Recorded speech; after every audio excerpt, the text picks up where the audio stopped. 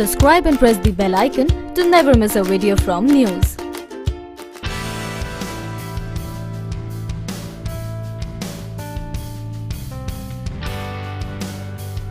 The Boeing 737 crashed after taking off from Addis Ababa, killing all on board.